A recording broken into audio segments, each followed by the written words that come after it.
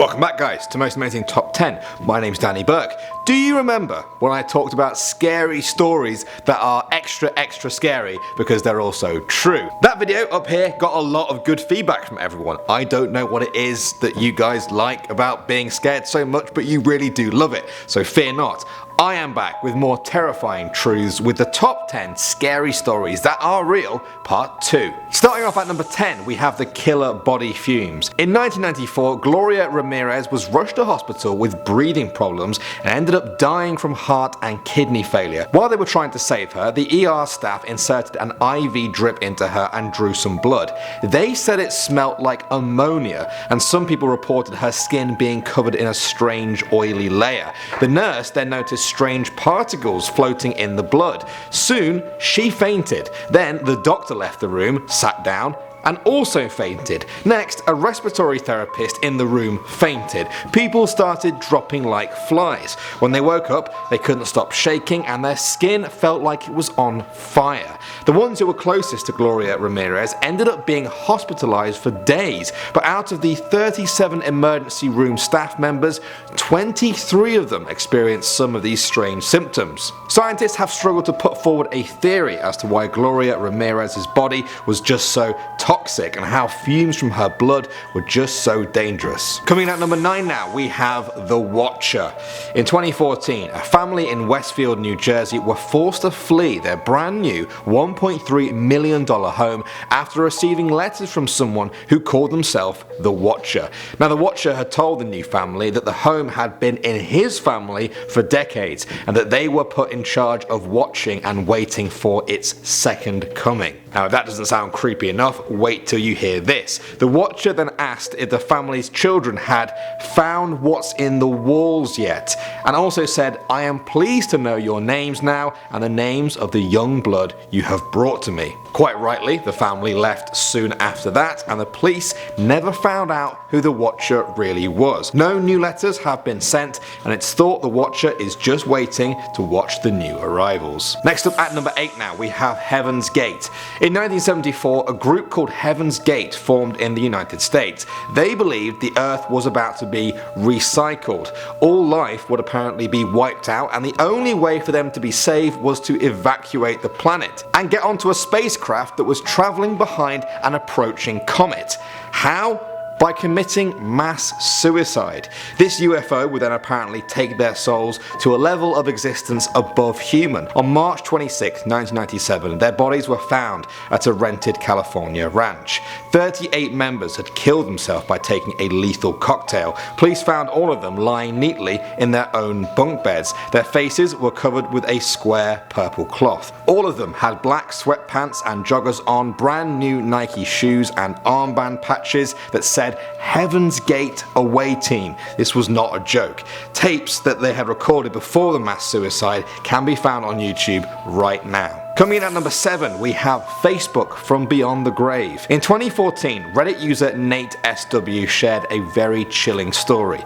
On the 7th of August 2012, his girlfriend Emily was killed in a car crash. They had been dating for 5 years. 13 months passed with Nate trying to move on from that, and then on September 4th, 2013, he got a Facebook message from her. At first, Nathan presumed it was from Emily's mother, who he had given the Facebook password to. A few more months passed, and then the messages continued again, making references to some of their past conversations. Then he started getting notifications from her where she would tag herself in his pictures in empty spaces where she should have been.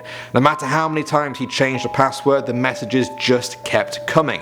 Eventually, she started to say she was cold, really cold. She was freezing and didn't know what was happening to her. To this day, Nathan still doesn't know if this was some sort of sick joke or a chilling message from beyond the grave. In at number 6 now, we have Joseph Metheny. Before our story even begins, Joseph had already killed 10 people in a number of different grisly ways. The victims were usually crack cocaine addicts or prostitutes that he would hack to death with an axe under a bridge. One witness, who was just fishing nearby, got beaten to death with a steel pipe simply for just seeing a murder take place. Joseph was still not caught, and so he opened his own burger stand.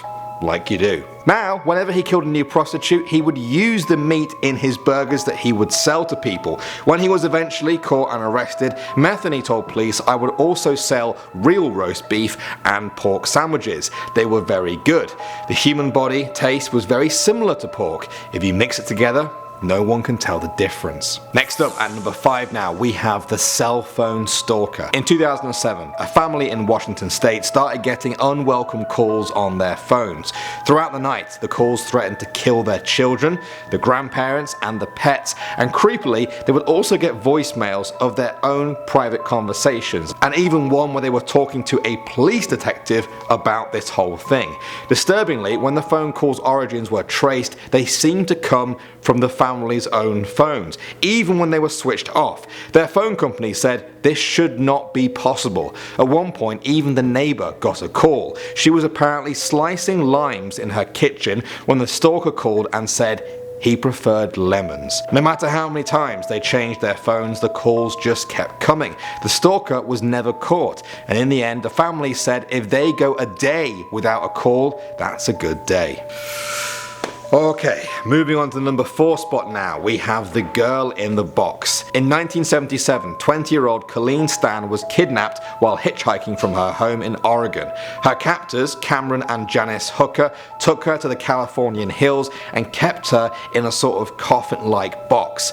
Colleen would often spend 23 hours in this box at a time, only being allowed out to be beaten, raped and tortured. This went on for 7 years, from 1977 until 1984. At that point, Janice Hooker, one of the captors, finally went to the police and told them everything. Colleen was rescued, reunited with her family, and underwent a lot of therapy to try and live a normal life again. I'm amazed that anyone could do that after spending 7 years locked in a coffin for sometimes 23 hours a day. Next up at number 3, we have the Hinterkaifeck Murder. In 1922, an entire family living at the Hinterkaifeck farm in Germany were killed by wounds from a pickaxe. The parents, widowed daughter, her children, and even the housekeeper were all found dead. 4 of them were in the barn and 2 of them were in their beds. Here's the really creepy thing. The murderer apparently continued to live at the farm with the family's dead bodies there for some time afterwards. Police knew this because when they arrived, the animals were still being fed. Neighbours apparently saw smoke coming from the chimney, and also the dog was tied up outside the barn. It gets even creepier. Before their murders, the family had reported hearing footsteps in the attic, seeing footprints in the snow that led from the woods to the house but not back the other way, and they also saw claw marks on the door of the tool shed where they kept the pickaxe that was used to kill them. The crime was never solved. Coming in at number 2 now, we have The Waking Dead. This story comes from Honduras, where a girl called Nacy Perez went into a panic attack after hearing gunshots. When she started foaming at the mouth, a priest was called to exorcise her of an evil spirit. Soon though, she was pronounced dead in hospital and buried in her wedding dress at the cemetery.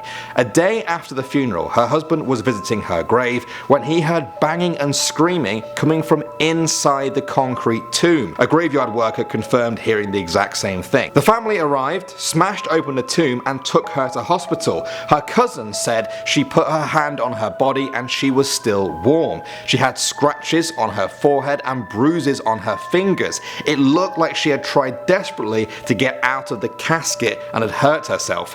She was pronounced dead again at the hospital and buried for a second time. Some people say she didn't actually die the first time and instead might have woken up inside the coffin and died from lack of oxygen. And finally now, at number 1, we have Rodney Alcala. This man is a convicted rapist and serial killer who has been sentenced to death for the murder of 5 women between 1978 and 1979. The scary thing is, it's thought he could have killed as many as 50. Right in the middle of this killing spree, Rodney Alcala was accepted as a contestant on the dating game TV show where men compete for a date with a bachelorette. In the TV footage, it's incredibly disturbing to see this man flirting with women as he had just killed 2 women recently. I'm called the banana.